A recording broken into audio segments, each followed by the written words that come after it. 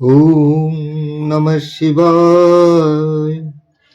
ब्रह्ममुरारिसुरार्चितलिङ्गं निर्मलभाषितशोभितलिङ्गं जन्मजदुःखविनाशकलिङ्गं तत्प्रणमामि सदा शिवलिङ्गम्। देवमुनिप्रवरार्चितलिङ्गं कामदहनकरुणाकरलिङ्गं रावणदर्पविनाशनलिङ्गं तत्प्रणमामि सदा शिवलिङ्गम्। सर्वसुगन्धिसुलेपितलिङ्गं बुद्धिविवर्धनकारणलिङ्गं सिद्धसुरासुरवन्दितलिङ्गं तत्प्रणमामि सदा शिवलिङ्गम्। कनकमहामणिभूषितलिङ्गं फणिपतिवेष्टितशोभितलिङ्गं दक्षसुजग्विनाशनलिङ्गं तत्प्रणमामि सदा शिवलिङ्गम्। कुङ्कुमचन्दनलेपितलिङ्गं पङ्कजहारसुशोभितलिङ्गं सञ्चितपापविनाशनलिङ्गं तत्प्रणमामि सदा शिवलिङ्गम्। देवगणार्चितसेवितलिङ्गं भवैर्भक्तिभिरेव च लिङ्गं दिनकरकोटिप्रभाकरलिङ्गं तत्प्रणमामि सदा शिवलिङ्गम्। अष्टदलोपरिवेष्टितलिङ्गं सर्वसमुद्रभकारणलिङ्गम् अष्टदरिद्रविनाशनलिङ्गं तत्प्रणमामि सदा शिवलिङ्गम्। सुरगुरुसुरवरपूजितलिङ्गं सुरवनपुष्प सदार्चितलिङ्गं परात्मरं परमात्मकलिङ्गं तत्प्रणमामि सदा शिवलिङ्गम्। लिङ्गाष्टकमिदं पुण्यं यः पठेत् शिवो सन्निधौ शिवलोकमवाप्नोति शिवेन सह मोदति। ओम नमः शिवाय।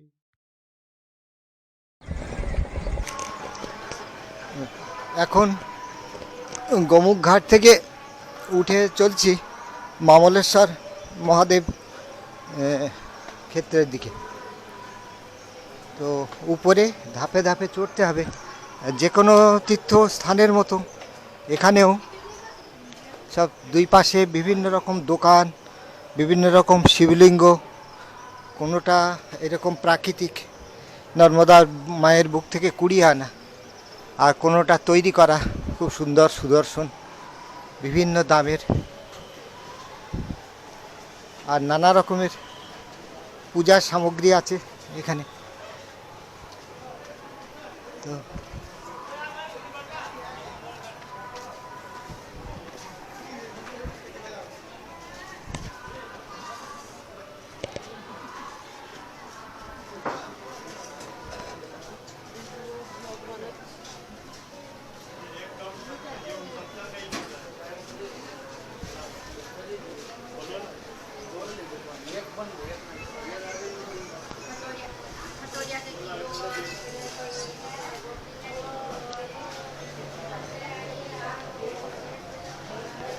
দুই পাশেই সব নানা রকম পূজন সামগ্রীর দোকান।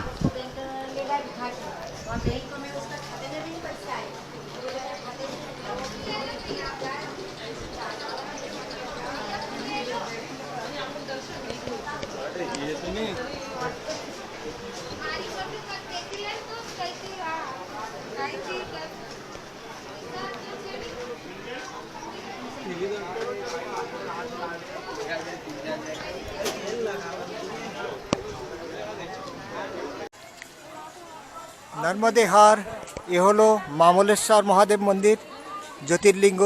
এটা আছে ওঙ্কারেশ্বর মন্দিরের দক্ষিণ তটে। তো পরিক্রমার অন্তে শিব ঠাকুর ওঙ্কারেশ্বর ক্ষেত্রে এই মামলেশ্বর জ্যোতির্লিঙ্গ এবং ওঙ্কারেশ্বর জ্যোতির্লিঙ্গ উভয় জ্যোতির্লিঙ্গকে প্রণাম করে জল সমর্পণ করার কথা। আজকে আমি মামলেশ্বর জ্যোতির্লিঙ্গের উদ্দেশ্যে জল সমর্পণ করলাম। আর আগামীকাল সকালে আমি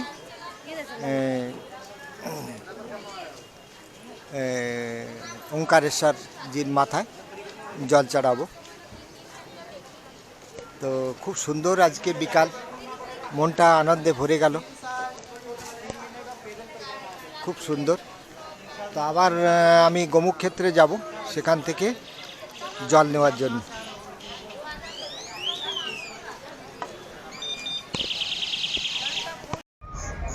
শ্রী মামলেশ্বর মহাদেব মন্দির, ওঙ্কারেশ্বর ধাম, নর্মদে হর। আজ হলো 9ই মে। আমি আছি ওঙ্কারেশ্বর ধামে, নর্মদা মায়ের কিনারে গোমুখ ঘাটে। তো দুপুরবেলা আজকের এখানে পৌঁছেছি অনেক কষ্ট করে, খানিকটা রেল তারপরে বাস হয়ে। তো এখানে নর্মদা মায়ের একদম কিনারায় দাঁড়িয়ে আছি। ওই পারে দেখা যাচ্ছে শ্রী ওঙ্কারেশ্বর মহাদেব মন্দির,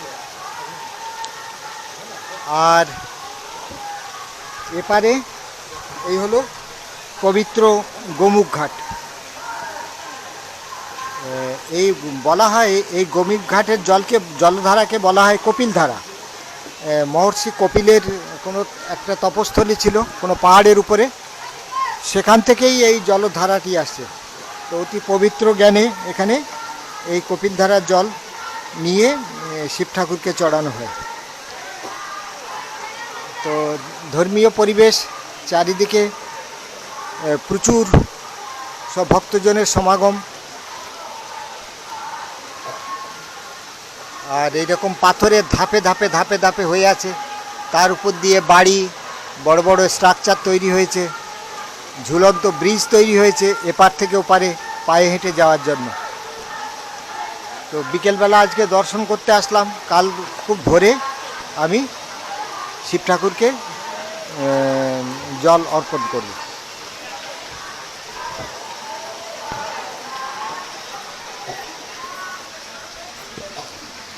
বাবা এক বিশেষ নজর নেই পরিচ্ছন্নতার দিকে বা ইত্যাদি।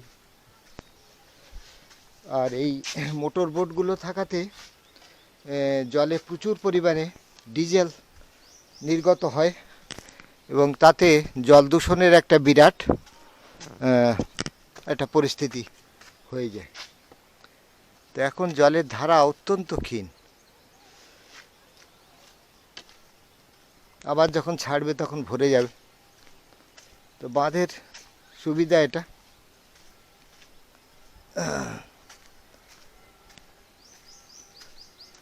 বিভিন্ন জায়গায় বিজ্ঞপ্তি দেওয়া আছে স্বচ্ছতার জন্য, কিন্তু তার কোনো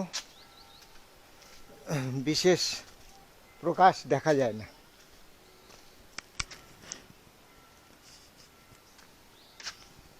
তো দুই পারেই অসংখ্য মন্দির, মঠ, রহস্য ঘেরা অঞ্চল। তো পরিক্রমা পথের নিশানা এখানে দেওয়া আছে, পরিক্রমা মার্গ।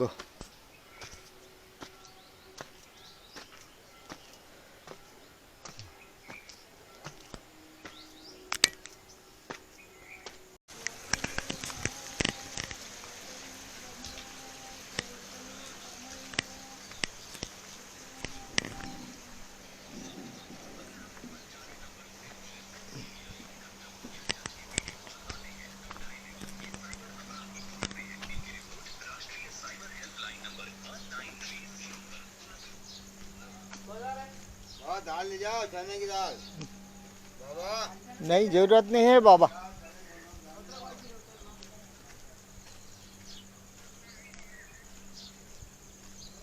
তো নর্মদা মায়ের তীর ধরে পরিক্রমার পথে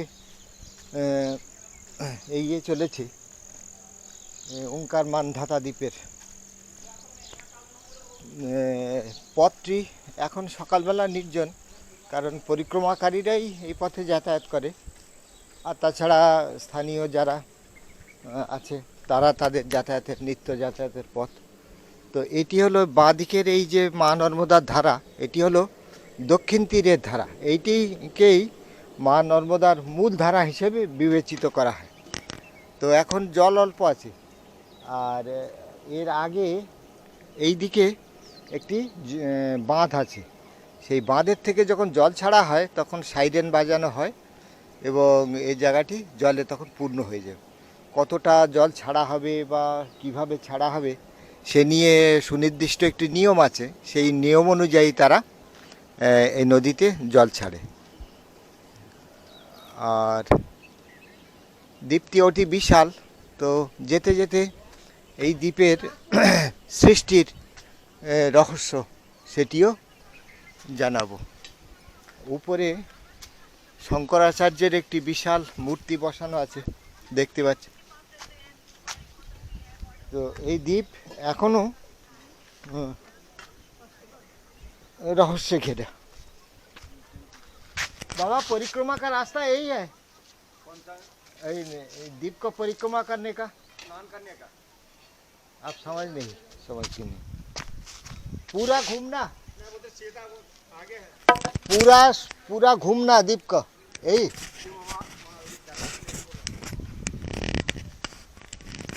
तो पागल কিছু বুঝলো না। আমি এক কথা জিজ্ঞেস করছি, জানেই না স্থানীয় মানুষদের মধ্যে সেরকম চেতনা নেই।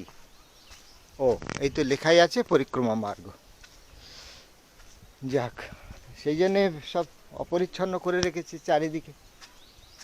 ধর্মের সঙ্গে জড়িত স্থানীয় মানুষের রুজি রুটি, তাদের ব্যবসা বাণিজ্য সমস্ত কিছু সেই দিকেই তাদের মন।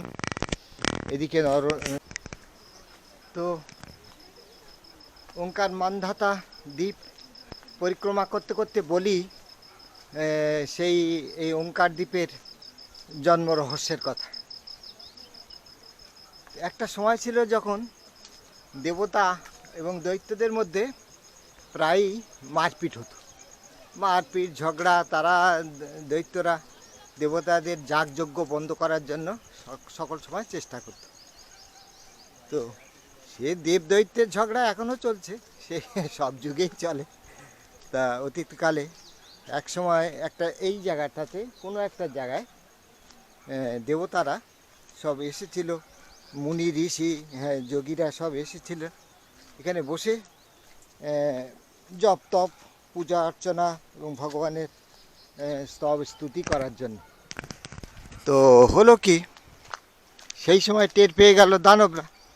তারা এসে এমন উৎপাত তৈরি করলো সেখানে, এবং এমনভাবে উৎপীড়ন শুরু করলো, সেই দানব দৈত্যদের ভয়ে আতঙ্কে সবাই তাদের ইষ্টমন্ত্র, গুরুমন্ত্র সব বিস্মরণ হয়ে গেল, বীজ নাম ভুলে গেল তাদের উৎপাতের ঠেলায়।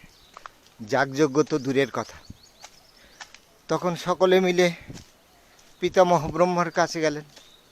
ব্রহ্মাজি যথারীতি পাঠিয়ে দিলেন শিবশঙ্করের কাছে, যে তোমরা শিবশঙ্কর বাবাকে বলো, তিনি নিশ্চয়ই একটা উপায় দেখবেন। শিব ঠাকুরের কাছে সকলে যখন গেল, তখন শিব ঠাকুর সমস্ত দেখলেন, বুঝলেন। তারপরে এসে দেখলেন যে সত্যি দৈত্য দানবরা ভয়ানক উৎপাত করছে, ধর্মকে নাশ করার চেষ্টা করছে। তখন শিব ঠাকুর প্রচণ্ড ক্রোধিত হয়ে একটি হুঙ্কার দিলেন, মহা হুঙ্কার। সেই হুঙ্কারকেই বলা হয় মহাপ্রণবনাদ বা ওঙ্কার নাথ। তো যাই হোক, সেই হুঙ্কার থেকে এই ওঙ্কার ক্ষেত্র সৃষ্টি হয়ে গেলেন, এবং শিব ঠাকুর এখানে বিরাজমান হলেন ওঙ্কারেশ্বর নামে। আর এই স্থানটি হয়ে গেল চিরস্থায়ীভাবে দানব দৈত্যদের স্পর্শ মুক্ত হয়ে পরিপূর্ণভাবে ধর্ম পালন, যাগ যজ্ঞ, তপস্যা ইত্যাদির কেন্দ্রস্থল ওঙ্কার মান্ধাতা। তো এই দ্বীপটির আকারও কিন্তু ওং আকার বিশিষ্ট, এবং উপর থেকে যদি ছবি তোলা যায় দেখা যায় যে ওই ওং আকারেই দ্বীপটি গঠিত আছে।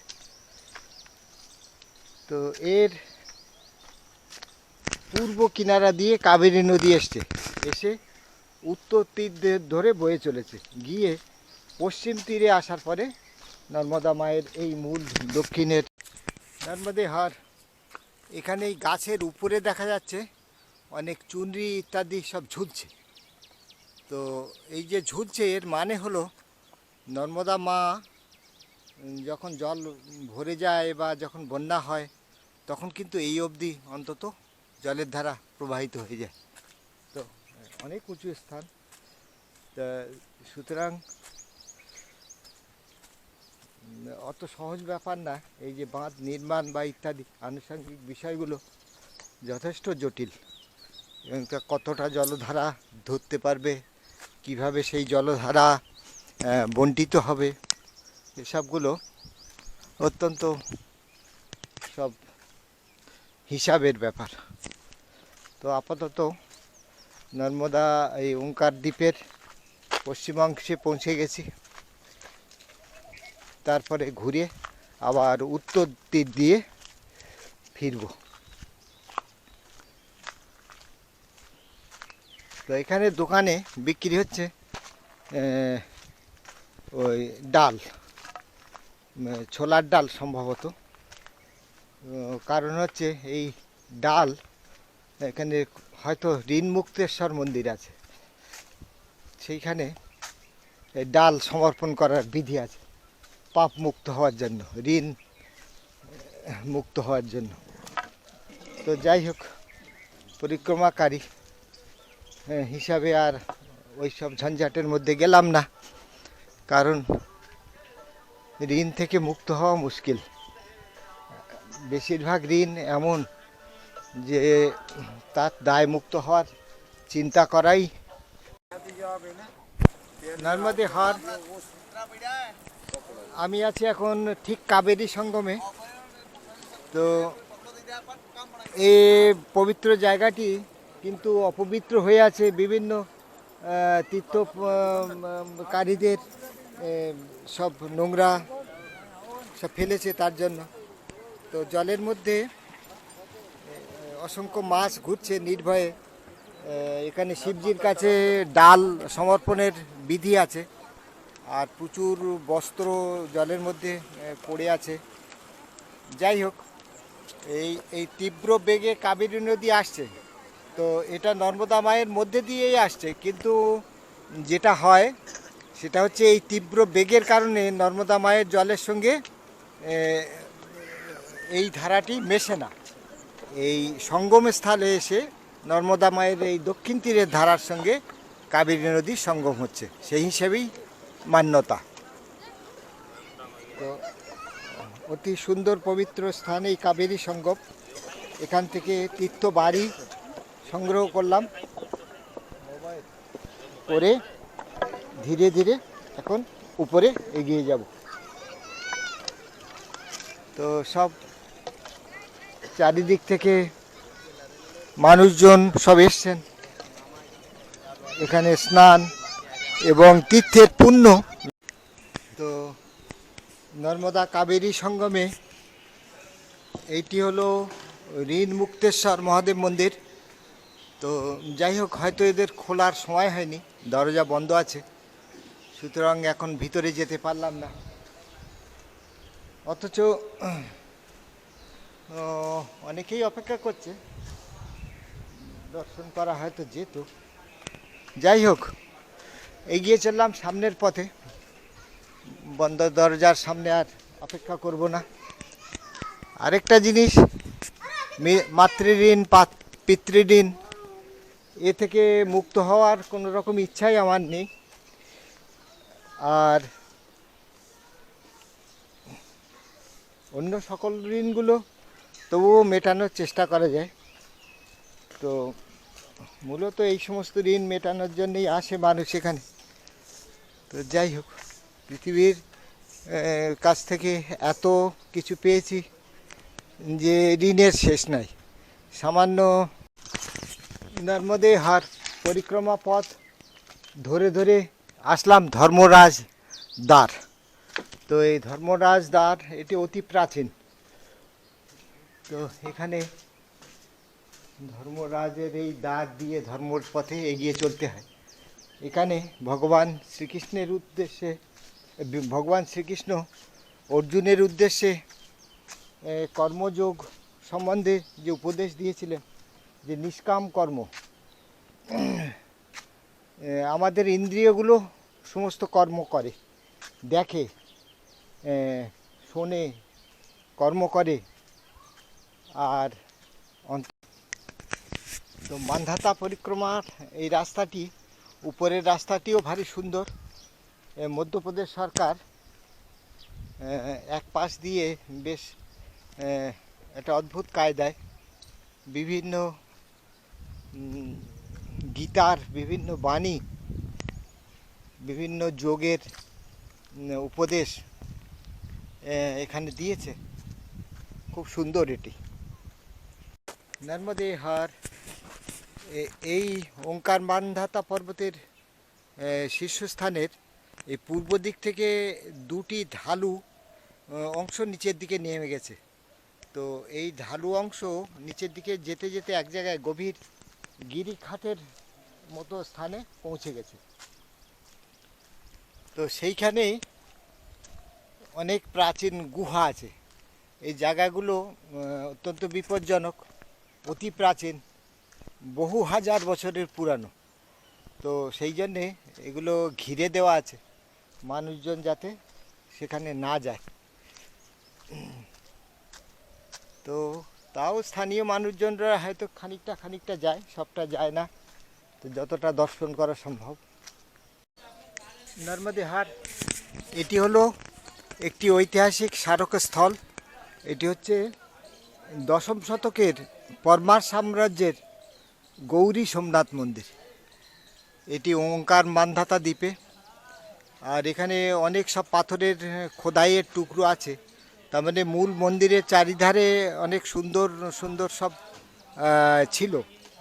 স্থান ছিল। সেগুলো কালের নিয়মে কিছু কিছু ভেঙে চুরে গেছে হয়তো। তো সে টুকরো টুকরো দেখতে পাচ্ছি। আর মন্দিরের গায়েও প্রাচীন পাথরের খোদাই কাজ আছে, খুবই সুন্দর দেখতে। তো পরিক্রমা পথে উত্তর থেকে এবার ধীরে ধীরে দক্ষিণের দিকে এগিয়ে যাচ্ছে।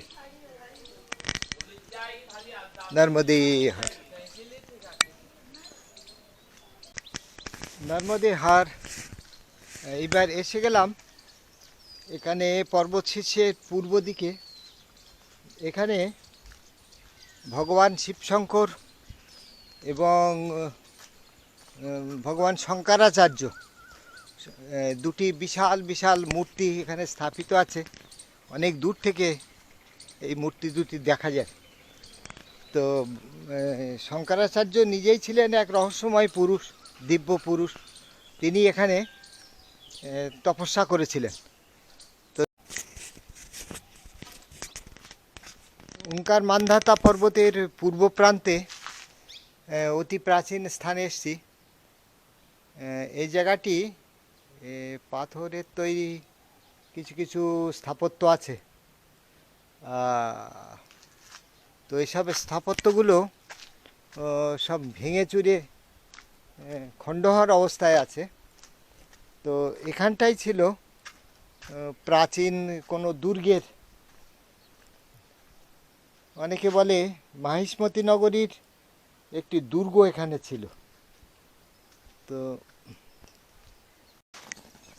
এই স্থানটিতেও এই টুকরো টুকরো পাথর ছড়িয়ে আছে প্রাচীন নগরীর ধ্বংসাবশেষ। উপরটি সম্ভবত এই পাথরের প্রাচীর দিয়ে ঘেরা ছিল। এই পাথরের টুকরোগুলো এগুলো হচ্ছে তৈরি করা, মানে কাটা পাথর, প্রাচীনকালের। তো সব খণ্ডহার হয়ে আছে, বোঝার উপায় নেই কোনটি কোন কালের। তো যেগুলোতে খোদাই নকশা করা আছে, এই যে স্তম্ভটি দাঁড়িয়ে আছে, এটা দেখেই বোঝা যাচ্ছে এটা অতি প্রাচীনকালের।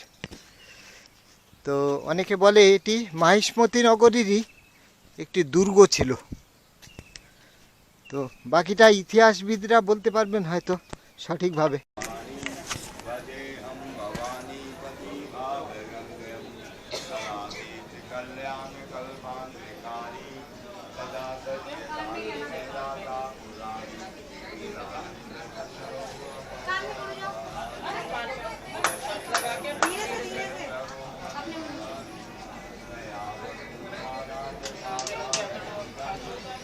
नंदी महाराज महाबलेश्वर।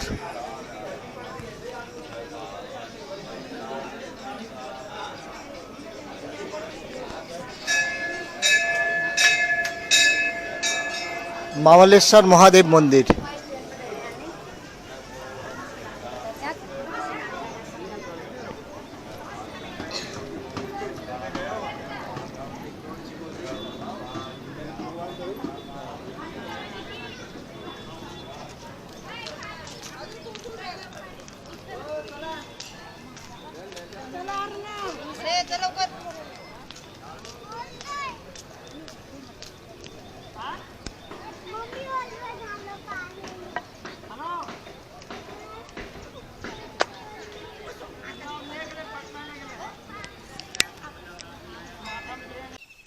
এই স্থানটিকে বলা হয় চন্দ্র সূর্য দ্বার। তো একটি প্রাচীন দরজা আছে, কেল্লার প্রবেশ পথের মতো অনেকটা, আর এদিক দিয়ে রাস্তা আছে, সব পাথরের, সব প্রাচীন সব কীর্তি।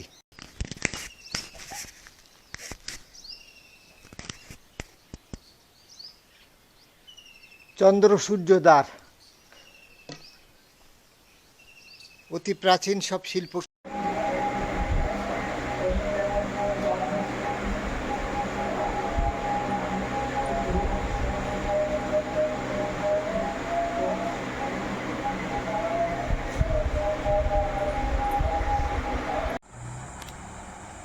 এখানে একটি ছোট আকারের ওয়াটার ট্রিটমেন্ট প্লান্ট দেখতে পাচ্ছি, যেটার মাধ্যমে সম্ভবত পানীয় জল সৃষ্টি করা হয় এবং এখান থেকে সরবরাহ করা হয়।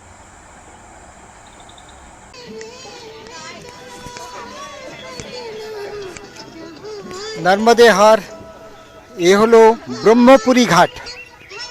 তো এই ঘাট নর্মদা মায়ের জল স্পর্শ এবং স্নান করার জন্য ভারী সুন্দর এই ঘাটটি। আর ওপারে ওঙ্কার মান্ধাতা দ্বীপ সুন্দরভাবে দেখা যাচ্ছে। আর এইখানে হচ্ছে নর্মদা মায়ের উপরে সেতু তৈরি হয়েছে। তো এই সেতু বন্দর থাকে ওই পাশে, সেতুর ওই পাশে বিরাট জলাধার। আর যখন এই নর্মদা মায়ের বুকে জল ছাড়া হয় তখন একটি সাইরেন বাজানো হয়। তো সেই সাইরেন বাজানোটাই হচ্ছে সংকেত যে মায়ের বুকে এখন থাকা যাবে না, জল ছাড়া হচ্ছে। তো এটা হচ্ছে দুর্ঘটনা এড়ানোর জন্য। তো এইরকম ওই পাশে আরেকটি ঘাট আছে, তার নাম শিবপুরী ঘাট। তো শিবপুরী ঘাট এবং ব্রহ্মপুরী ঘাট এই দুটি খুবই বিখ্যাত। আর এখানে কোথাও একটি মার্কণ্ড শিলা আছে, সেটা ঠিক আমার জানা নেই, জিজ্ঞাসা করলে হয়তো জানা যাবে। তবে এত বিশাল এলাকা মাত্র এক দুদিনে এই সমস্ত কিছু খুঁজে বের করা আমার পক্ষে অসম্ভব। তো যাই হোক, প্রাণ ভরে দেখলাম এই শ্রী ওঙ্কারেশ্বর ধাম। যতখানি পেরেছি মায়ের তীরে তার স্মরণ মননের মধ্যে দিয়ে কাটিয়েছি। ভগবান শিবশঙ্করের তার আশীর্বাদ প্রার্থনা করি। আগামীকাল সকালে এই পবিত্র তীর্থ স্থান থেকে আপন গৃহের পথে সব গৃহে রওনা হয়। নর্মদে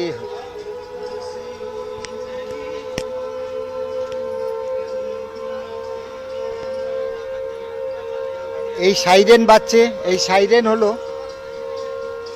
নদীর বুকে জল ছাড়ার সংকেত। মানে সাইরেন বাজা মানে মানুষকে সতর্ক করা হচ্ছে যে এইবার কিছুটা জল ছাড়া হবে। তো তার মানে এই নয় যে হঠাৎ করে সব জলে পরিপূর্ণ হয়ে যাবে, সেখানেও জলে ছাড়ার একটা নির্দিষ্ট মাত্রা আছে, সেই অনুযায়ী জল ছাড়া হবে। ওই দেখতে পাচ্ছি সাইরেন বাজার পরে মাঝখানের একটি লক গেট দিয়ে জলের ধারা বইতে শুরু করেছে।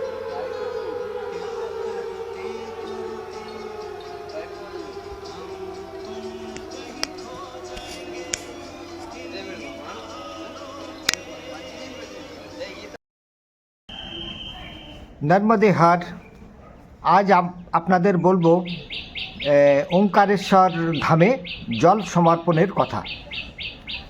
তো এই পর্বটি অত্যন্ত জটিল মানে এক তো আমি চলেছি এক মনের এক অবর্ণনীয় পরিস্থিতির মধ্যে দিয়ে, দ্বিতীয়ত এই ওঙ্কারেশ্বরে যেন অনন্ত রাশি রাশি রত্ন মণিমাণিক্য ছড়ানো। মানে এই মণিমাণিক্য আপনাদের জাগতিক মণিমাণিক্য নয়, এ হচ্ছে এই যে আমাদের প্রাচীন ঋষি সেবিত ভারতবর্ষ, তার যে আধ্যাত্মিক সম্পদ, সেই মণিমাণিক্য রাশি এই ছড়ানো ওঙ্কার মান্ধাতা দ্বীপে এবং ওঙ্কারেশ্বর ধামে।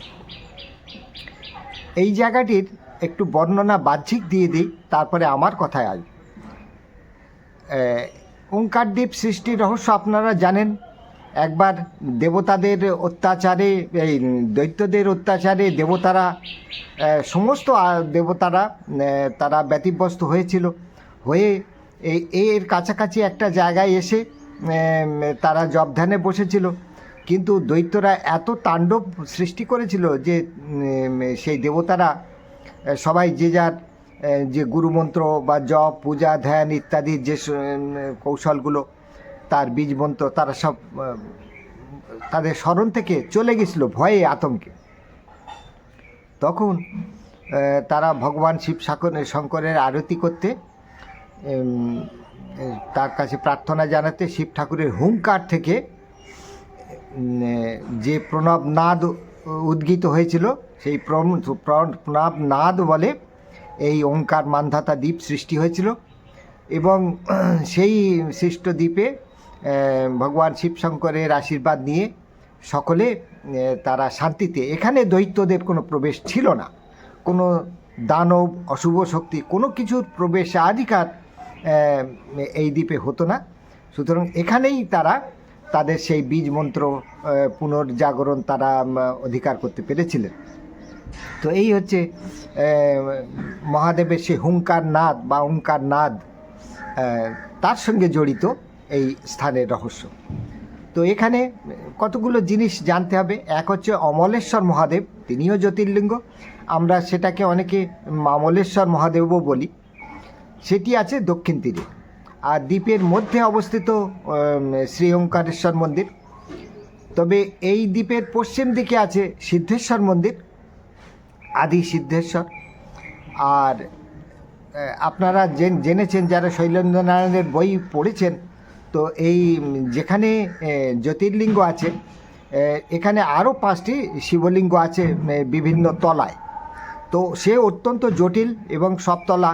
একদম উপরে আছেন জটাধারী, হ্যাঁ আপনারা জানেন ত্রিশূলরূপী জটাধারী। তো সেটাকেও এই জ্যোতির্লিঙ্গ ধামের পঞ্চম লিঙ্গ হিসেবে করা হয়। তারপরে একটি নর্মদা লিঙ্গ আছে। তো সেসব জটিল বিবরণের মধ্যে আমি যাব না। এছাড়া এই দ্বীপে আরও 2টি জায়গা আছে, শিবপুরী এবং ব্রহ্মপুরী। তো ব্রহ্মপুরী ঘাট অতি অপূর্ব, এটা পূর্ব দিকে, দক্ষিণ পূর্ব দিকে অবস্থিত। আচ্ছা, এই গেল। মার্কণ্ডেয় শিলা এই নর্মদা খণ্ডের মধ্যেই কোথাও আছে, তার প্রকৃত অবস্থানটি আমি জানতে পারিনি। আর ওঙ্কার মান্ধাতা দ্বীপ গোটাটা পরিক্রমা করতে, ধীরে ধীরে সমস্ত কিছু দর্শন করতে করতে 4-5 ঘন্টা সময় অবশ্যই লাগবে। তো এর যথারীতি পাহাড়টির শীর্ষদেশকে ডান হাতে রেখে পরিক্রমা করে ওঙ্কারেশ্বর মহাদেবকে প্রণাম করে প্রথমে যেতে হবে হেঁটে হেঁটে হেঁটে পাহাড়ের কুল দিয়ে দিয়ে নর্মদা দর্শন করতে করতে সোজা নর্মদা কাবেরী সঙ্গম, তারপর থেকে আবার ওখান থেকে, এটা হচ্ছে পশ্চিম প্রান্তে, তারপরে আবার উত্তর কিনারা দিয়ে, পাহাড়ের উত্তর কিনারা দিয়ে আবার ফিরে আসতে পূর্ব দিকে, এবং তারপরে নদী পেরিয়ে আপনার গজানন বাবার আশ্রম যেখানে আমি উঠেছিলাম সেখানে আসতে হয়। তো অবস্থানটি কীরকম, দ্বীপটি হচ্ছে পূর্ব পশ্চিমের লম্বা, হ্যাঁ, বাঁ দিকে একটি ধারা, আমরা যদি পশ্চিম দিকে মুখ করি তাহলে বাঁ দিকে একটি ধারা, এইটি হচ্ছে নর্মদার ধারা, আর দ্বীপের ডান দিকে একটি ধারা, এইটা কাবেরী ধারা। তবে ওটাতে নর্মদা কাবেরী জল কিন্তু দুটোই মিশে আছে। এই হচ্ছে ঘটনা। কাবেরী নদীর উৎপত্তি দক্ষিণ তীরে, কিন্তু দক্ষিণ তীরে থেকে নর্মদা মায়ের গতিধারাকে অতিক্রম করে এই নদীটি আবার উত্তর তীর দিয়ে বয়ে গেছে। মানে ভারী জটিল, এখানটা না আসলে বুঝতে পারবেন না। এইখানেই আছে ওঙ্কার শব্দটির রহস্য। এখানে নদী পাহাড় এমনভাবে বাঁক নিয়েছে, আপনি যদি উপর থেকে দেখেন, হ্যাঁ, আকাশ থেকে, তাহলে এই ওঙ্কার, ওং শব্দটির যে আকৃতি, এই আকৃতি এখানে পাবেন। তো নিচ থেকে এটা অতটা বোঝা যায় না। আর এই পাহাড়ের মধ্যবর্তী অঞ্চলে একটি গভীর গিরিখাত আছে। সে জায়গাটি বর্তমানে সরকারের তরফ থেকে তারজালি দিয়ে ঘিরে দেওয়া আছে, এবং সেখানে কেউই এখন আর যায় না। জায়গাটি অতি বিপজ্জনক। ওই জায়গাটিতে এই শৈলেন্দ্র নারায়ণজির বইতে যে কথিত যে প্রলয় দাসজি যেখানটা গুপ্ত স্থানে নিয়ে গেছিলেন, হ্যাঁ, আদি সিদ্ধনাথকে দর্শন করানোর পর ওই সেই গুপ্ত জায়গায় বা তার আগে নিয়ে গেছিলেন, সেখানে ছিল পতঞ্জলি গুহা। সেই পতঞ্জলি গুহার মধ্যে ছিল বিরাট অজগর, সেই যোগ সর্প। তারপরে তার সাথে আরও কত আধ্যাত্মিক স্থান, পবিত্র স্থান। তো এই চুনা পাথরের স্তর ভেদ করে নর্মদার জল কিন্তু ওই মাঝখানে ভিতরেও প্রবাহিত বিভিন্ন গুহা গহ্বরের মধ্যে। সে পবিত্র স্থান দেখার সৌভাগ্য আমার কেন, বর্তমানে কারোরই সুযোগ নেই। সেখানে বিশেষ অনুমতি নিয়ে, বিশেষ প্রতিরক্ষা ব্যবস্থা নিয়ে সেখানে যাওয়া কর্তব্য, সেটা সাধারণের জন্য নয়। এই গেল। তা গোটা দ্বীপের মধ্যে অজস্র মন্দির, স্থান ইত্যাদি আছে। মাঝামাঝি জায়গায় পূর্ব অংশে একটা অতি প্রাচীন 700-800 বছর এক কলচুরি শাসক, সম্ভবত এখন ঠিক নামটা মনে পড়ছে না, ভিডিওর মধ্যে বর্ণিত আছে। তো সেখানে সেই প্রাচীন অতি বৃহৎ আকার একটি শিবলিঙ্গ দর্শন করেছিলাম। তারপরে পশ্চিম অংশে যেখানে কাবেরী সঙ্গম আছে, সেখানে একটি ঋণ মুক্তেশ্বর মন্দির আছে। তো ঋণ মুক্তেশ্বর মন্দির তখন বন্ধ ছিল বলে আমার দর্শন করা হয়নি, বা আমার ততটা ইচ্ছাও হয়নি। আরে ঋণ থেকে মুক্ত হব কেন? হ্যাঁ, জগৎ সংসারে এসেছি, হ্যাঁ, তার দিন মাথা পেতে নিয়ে, তার ঋণ মাথা পেতে নিয়ে তার এই সৃষ্টির মধ্যেই তো থাকছি। হ্যাঁ, তার কিছু কিছু ঋণ আমি আগেও বলেছি আপনাদের, কোনো দিন শোধ করা যায় না, বা শোধ করার চিন্তাও মনে আনা ঠিক নয়। চাই না আমার মুক্তি। পিতৃঋণ, দেব ঋণ, গুরু ঋণ, এ কি শোধ হওয়ার জিনিস? এই আমার মনের চিন্তা ভাবনা। এই ঋণগুলো বহন করাই উচিত।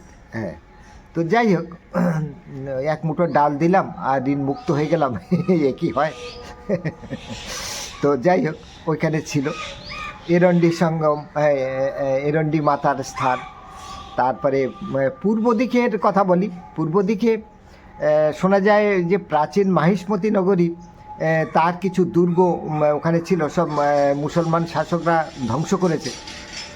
আর প্রাচীন যে পঞ্চপাণ্ডব নির্মিত যে মন্দির ছিল, যেটা ছিল আদি মন্দির এই ওঙ্কার ক্ষেত্রে, সিদ্ধনাথ মন্দির, তো সেই মন্দির এখনও ভারী সুন্দর জায়গা। হ্যাঁ, অনেক জায়গায় ছাদ নেই, অনেক জায়গায় ভেঙে গেছে, কিন্তু তার মধ্যে মূল মন্দিরের ভিতরটা চারদিক খোলামেলা, হ্যাঁ, দরজা জানলা ভর্তি। আর সেখানে এক দম্পতি, তারা বাংলা ভাষাভাষী, তারা এসেছিল ওখানে পূজা আর্চা করতে। তাদের সেই বাচ্চা ছেলেটি শিব ঠাকুরের সঙ্গে কতই না খুনসুটি করলো।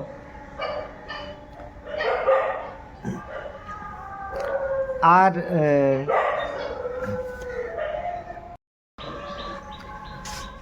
ওঙ্কার মান্ধাতা দ্বীপের পূর্ব অংশে আছে আদি সিদ্ধনাথ মন্দির, অতি পবিত্র প্রাচীন জায়গা। তারই বাঁ পাশে শোনা যায় যে ধ্বংসাবশেষ আছে সেটি হচ্ছে মাহিষ্মতি নগরীর কিছু দুর্গ বা তার অংশ। তো সেসব কালের প্রভাবে সব খণ্ড বিখণ্ড হয়ে পড়ে আছে চারিদিকে। তো অতি অপূর্ব সব শিল্পকর্ম, তো শিল্পকর্ম ছাপিয়ে আছেন আদি সিদ্ধনাথ এখনও সেই একইভাবে। উপরে ছাদ আছে আর সিঁড়ি আছে, সেখানে এক সাধু বাবা থাকেন, তিনি অত্যন্ত সজ্জন মানুষ। তো ওখানে একটি বাঙালি পরিবার, তারা একটু দূরে থাকে, কলকাতা থেকে একটু দূরেই থাকে, তারা সম্ভবত আসানসোলে বাড়ি। তো তারা ওখানে পূজা দিতে এসেছিল। তাদের সেই ছোট্ট বাচ্চা ছেলেটি শিব ঠাকুরের সঙ্গে যে খুনসুটি করছিল তো সে দেখার মতো। তা আমিও দেখলাম। আর ওখানে সিঁড়িতে বসে বসেই আমি শিব ও মহিম্ন স্তোত্র আমার মোবাইল ফোনে যে রক্ষিত আছে সেটি খুলে ওখানে পাঠ করেছিলাম দীর্ঘ সময় ধরে। খুব আনন্দ লাভ করেছিলাম এই সিদ্ধনাথ মন্দিরে। হ্যাঁ, ওঙ্কারেশ্বর মন্দির জ্যোতির্লিঙ্গ সে তো সবাই যায়, সুন্দর, কিন্তু এই সিদ্ধনাথ মন্দির না দর্শন করলে ওঙ্কার ক্ষেত্রে সেই প্রাচীনতা, সেই সৌন্দর্য, সেই অনুভূতি পাবেন না। নির্জনে কেউ আসে না, হ্যাঁ, ফাঁকা, আপনি বসে থাকবেন এক পাশে, দূর থেকে অপলক দৃষ্টিতে শিবশঙ্কর ঠাকুরকে দেখবেন, এই এক অদ্ভুত জিনিস। তো এই হচ্ছে কাহিনী। ওখান থেকে দর্শন করে আবার ওঙ্কারেশ্বর দ্বীপের যে মূল ওঙ্কারেশ্বর মন্দির সেখানে আসতে হয়। তো এই গেল দ্বীপের বর্ণনা। আমিও যথারীতি এবার আসি আমি ওঙ্কার দ্বীপে পৌঁছানোর পর কি করলাম। তো প্রথমে তো আপনারা জেনেছেন গত ভিডিও থেকে, 2:30টা নাগাদ এই ওঙ্কার ক্ষেত্রে আমি প্রবেশ করে বাস থেকে নেমে প্রথমে একটি হোটেলে রুটি সবজি খেয়েছিলাম। সে প্রচুর দাম নিয়েছিল, 100 টাকার দাম, হ্যাঁ, গলা কাটা দাম বলা যায়। তো যাই হোক, খিদের চোটে আশ্রমে গিয়ে তখন খাওয়ার জুটবে না বা অন্য কোনো, তখন প্রচণ্ড রাত জাগা, ট্রেন জাগা, তারপরে সকালে খাওয়ার কোনো সুযোগ পাইনি, দুপুরে খাওয়ার সুযোগ পাইনি, একদম পুরো অনাহারেই এসেছিলাম বলা যায়। তো এখানে খেয়ে দিয়ে তারপরে এক সন্ন্যাসিনীর সঙ্গে দেখা হয়েছিল ওখানে। সে মা খুব দয়ালু এবং পরম ভক্তিমতী। তিনি আমাকে ওখানে বসে থাকলেন অনেকক্ষণ। আমার খাওয়া শেষ হলে নিয়ে গজানন বাবার আশ্রমের সামনে নিয়ে উনি আমাকে বিদায় জানালেন। বলে, বাবা আমি তো অন্য আশ্রমে উঠেছি, আমি সেখানে যাচ্ছি। তা আমি গজানন বাবার আশ্রমে উঠলাম, বিরাট আশ্রম। তো সেখানে গিয়ে দেখলাম যে মূল গজানন বাবা, তিনি তো মহারাষ্ট্রীয় শরীর, সিদ্ধ সন্ত পুরুষ ছিলেন। তিনি ওখানকার ভিল এলাকার মধ্যে তিনি তার সেবা কার্য করতেন। ওখানে সারা ক্ষেত্রে সেই গজানন বাবার প্রভাব। আশ্রমটি রাজকীয় বন্দোবস্ত, হ্যাঁ, কিন্তু এখন যেন যান্ত্রিকতা। হ্যাঁ, যে যাই বলুক, সকলে আমার সঙ্গে একমত হবেন না, কিন্তু একটা যান্ত্রিকতা আছে। সাধু সন্তদের জন্য ভালো ব্যবস্থাই আছে। ওখানে ছিলাম, অনেক পরিক্রমাকারী গোটা হল ঘরে সদা সর্বদা যাচ্ছে আসছে, বাইরের ভ্রমণার্থী তারাও আসছে যাচ্ছে, সব মিলেমিশে একাকার অবস্থা। তবে সাধু সন্তদের থাকার ঘরটি খুব বড় হল ঘর, সেখানে সুব্যবস্থা ছিল। তা আমরা প্রতিদিন অন্তত 20 জন, আমি 2 রাত কাটিয়েছিলাম। তো প্রথম দিন বিকেলবেলা গিয়ে, এটা সম্ভবত 8 তারিখ, বিকেলবেলা গিয়ে আদি সিদ্ধনাথ মন্দিরে গেলাম। গিয়ে সিদ্ধনাথ মন্দিরে, আদি সিদ্ধনাথ মন্দির নয়, মামলেশ্বর মহাদেব বা অমলেশ্বর মহাদেব, সেখানে গিয়ে আমি জলদান করলাম, প্রণাম করলাম, করে চারিপাশটা সব দেখলাম। দেখে ফিরে এসে মন্দিরে স্নান পূজা ইত্যাদি করতে রাত্রি যাপন করলাম। তারপর দিন খুব ভোরে উঠে স্নান সমাপ্ত করে আবার গেলাম গোমুখ ঘাটে। সেখান থেকে গোমুখের থেকে জল নিলাম, আর আমার জলপাত্র যেটা জল সমর্পণ করার জন্য অমরকণ্টক থেকে নিয়ে এসেছিলাম, সেই জল 2 জল নিয়ে আমি গেলাম শ্রী ওঙ্কারেশ্বর। তো ঘুরে ঘুরে আমি তো নাকাল, কোথায় দিয়ে কোথায় যাব তার ঠিক নেই। তো ঘুরে ঘুরে কোন তলায় তিনি আছেন আমি বুঝতেই পারলাম না।